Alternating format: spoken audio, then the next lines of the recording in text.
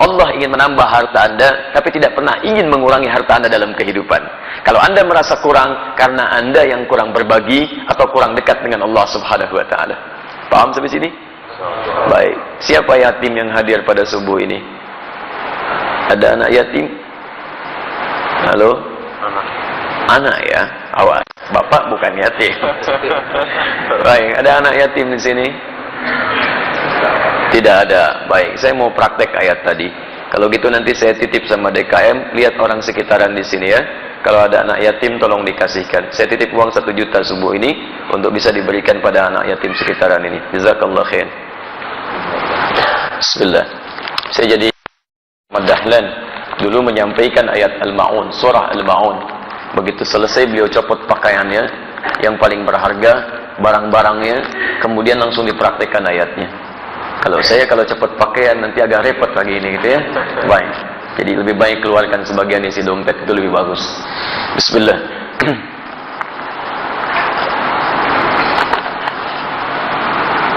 Tolong dijawab ya Ustaz. Saya sudah 2 kali pertemuan, pertanyaan saya tidak sempat dibaca. Masya Allah. Masya Allah. Baik. Antum ini minta dibaca, minta dijawab. Baik ya. Karena ada yang minta dibaca, saya bacakan, cuman nggak saya jawab, gitu kan? Baik. Ya saya baca ini dulu ya, nanti saya jawab yang ini. Bismillah. Pak Ustaz, jika hukum jual beli dagang, hukumnya bagaimana? Boleh? Boleh dagang. Kalau tidak boleh, masa Nabi mempraktekkan dagang? Nabi kan pedagang. Bahkan sebelum jadi Nabi, sudah berjual beli. Beliau mengambil barang dagangan dari Sayyidah Khadijah, yang lantas kemudian menjadi istri tercinta beliau dalam kehidupannya, didampingi oleh Maisarah, kemudian berdagang sampai ke Syam, ya Masya Allah. Dan ketika berdagang, itu Nabi itu kalau dagang nggak pernah kembali modal Pak, nggak pernah kembali modal, kembali untung, untung lagi, untung lagi, untung lagi. Dan bukan cuma untung, yang berdagang dengan beliau, yang membeli itu senang. Nabi bisa terbayang nggak? Beliau untung, pedagang lain juga merasa nyaman, dan pembeli juga merasa senang. Jarang-jarang ada orang begitu. Ya, jarang-jarang. Kalau pedagang untung, biasanya pembeli kecewa, gitu kan? Baik, umumnya demikian. Baik, sedapat mungkin Anda tawar supaya mendapatkan kenyamanan. Tapi kalau pembeli untung, pedagang kecewa. Silakan cek, pembeli misalnya nawarnya kebangetan. Sudah beda 50 pun nggak dilepas juga, gitu kan? Baik. Nah, di sini menarik ini. Nabi itu kalau berjualan, pembeli senang, beliau untung.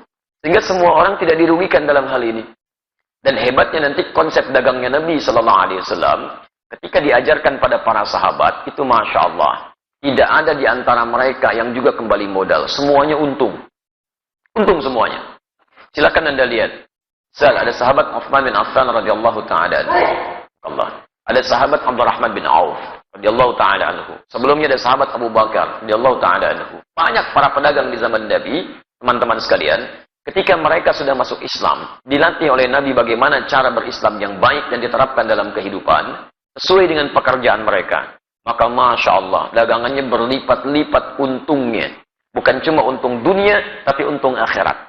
Tidak sedikit di antara pedagang di masa Nabi, bukan cuma kaya dalam urusan dunia yang asetnya sampai sekarang masih ada, tapi juga dijamin surganya tanpa hisab. Saya beri contoh, Uthman bin Affan radhiyallahu ta'ala anhu. Sebelum masuk Islam, pebisnis. Setelah masuk Islam, kayanya luar biasa.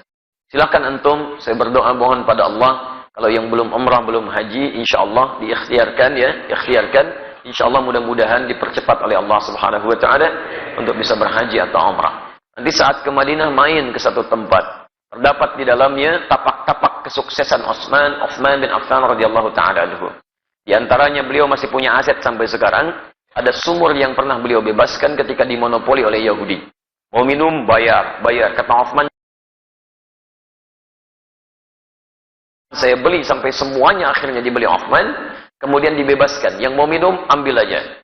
Sekitaran area sekitarnya ada tanah cukup luas. Dibeli oleh Uthman bin Affan radhiyallahu ta'ala anhu. Saya beli. Tanamin kurma. Yang lapar, ambil. Gak usah bayar. Yang haus, ambil. Gak usah bayar. Sampai sekarang area itu ada. Akan dibuat area perhotelan. royaltinya disimpan di Bank Saudi, disedekahkan kepada umat muslim atas nama sahabat Utsman bin Affan radhiyallahu taala anhu. Sampai sekarang masih ada. Abdurrahman bin Auf radhiyallahu taala anhu itu diembargo, ya bukan cuma diembargo, dirampas hartanya saat di Mekah. Pergi ke Madinah cuma pakaian yang melekat di badannya. Baik, begitu sampai di Madinah, diterima oleh orang paling kaya di Madinah. Kata orang ini, sami'tu annaka kunta ghaniyan bima ma'na. Saya dengar kamu jatuh fakir saat di Mekah. Kalau ingin kaya lagi, ambil setengah kekayaan saya. Kalau ingin menikah cari pasangan, pilih pasangan terbaik di sini. Maka saya akan fasilitasi. Masya Allah. Teman-teman sekalian, apa jawabannya? Jazakallahu khairan bima ma'na. Semoga Allah berikan balasan terbaik untuk Anda. Arini ainal aswaq. Cukup tunjukkan kepada saya di mana pusat bisnisnya. Dagang. Dipraktekkan ilmu dari Nabi. Modal cuma pakaian, 3 bulan, jadi orang paling kaya nomor 3 di Madinah. 1 tahun, jadi orang paling kaya di Madinah, yang kapaknya saja terbuat dari emas. Kapaknya. Coba lihat, orang terkaya di Lampung, belum tentu punya kapak. Ya. Orang terkaya di dunia, Bill Gates, 1.300 triliun hartanya. Tanya, punya kapak gak? SMS tuh pagi ini, tanyain. Ya. Abdurrahman bin Auf, setahun, kapaknya terbuat dari emas. Modalnya apa? Cara bisnis Nabi. Nah, cara ini tidak menghalangi mereka untuk ibadah kepada Allah. Kaya dan soleh. Silahkan cek, buka kitabnya Imam An-Nawawi. Imam An-Nawawi punya kitab namanya At-Tibyan fi Adab Hamalatil Quran. Lihat versi Arab yang cetakan Darul Kutub Al-Islamiyah. Warnanya merah marun. Halaman 38. Paragraf yang pertama, baris 1 sampai baris yang kedua paling atas sebelah kanan. Kata Imam An-Nawawi rahimahullah, sahabat Utsman bin Affan, Abdurrahman bin Auf, ada Abu Darda, itu orang-orang, ada lagi At-Tamimi, itu orang-orang yang luar biasa.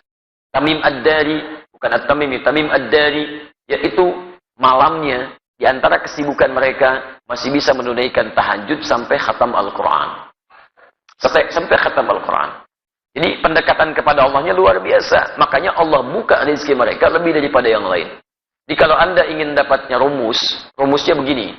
Kalau Anda punya permintaan yang lebih daripada orang lain, maka dekati Allah dengan cara ibadah yang lebih daripada orang lain.